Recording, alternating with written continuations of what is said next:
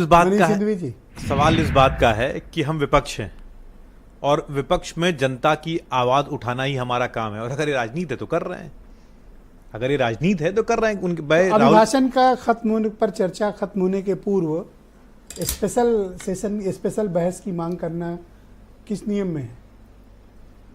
सबसे बड़ा नियम इस देश में आज की डेट में ये है कि करोड़ों लड़का है, वो बेरोजगार भी है, इम्तिहान देने जाता है तो पर्चा लीक हो जाता है।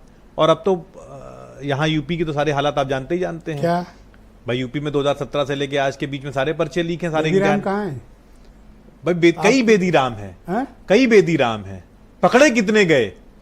और अभी आपने शुरुआती दौर में कहा ना कि चिंटुओं को नहीं पकड़ना है, अब सरगनाओं को पकड़ना है, तो सरगना नहीं पकड़े जाएंगे। असल में खेलोगे? नहीं, मैं आपकी जो आपने सही कहा, नहीं, मैं जो आपने सही कहा उसकी बात मैं कर रहा हूं। दूसरी बात आप देखिए, शुरू से ये सरकार डिनायल मोड में है, ये कुछ नहीं मानती। नीट का पर्चा हो जाएगा, नहीं मानेगी। यूपी में पर्चा लीक हो जाएगा, नहीं मानेगी। अटल सेतु 18,000 करोड़ का बनेगा, दरार पड़ेगी, नहीं मानेगी। T1 गिर गया, उसके नीचे दब के लोग मर गए। 500 करोड़ रुपया लगाकर कैनोपीज लग रही है और वो गिर जा रही है 3-3 महीने में, ये नहीं मानेंगे। अयोध्या में रामपथ में बड़ा सा छेद, 30,000 करोड़ से ऊपर का घोटाला है, अगर अयोध्या पूरा देख लेंगे आप, नहीं मानेंगे। तो सवाल इस बात का है कि ये मानेंगे क्या? कुछ नहीं मानेंगे। ये वो मानेंगे जो इनका दिल करेगा, जो इनको ठीक लगेगा। इस देश की जनता से इनको कोई मतलब नहीं है। बहुमत महात्मा गांधी कहते थे, हर लोकप्रिय चीज लोक हितकारी हो ये जरूरी नहीं है ना। बहुमत तो हिटलर के पास भी था, लेकिन वो जर्मनी के लिए हितकारी साबित हुआ, ये जरूरी नहीं है। तो इस देश की दशा और दिशा आप समझ में आने लगी जब इनके प्रवक्ता शुरुआत में कहते हैं लगता है कि देश आप ही ठीक चला पाओगे। अनावश्यक मुद्दे, 24 लाख बच्चा 3-3 साल 4-4 साल तक तैयारी कर रहा है। बच्चा जो कभी कुछ बच्चे 10th के बाद तैयारी में लग जाते हैं, और उन बच्चों को जब पता चलता है कि एग्जाम उन्होंने दिया। आराम से बात करते हैं हम लोग जी।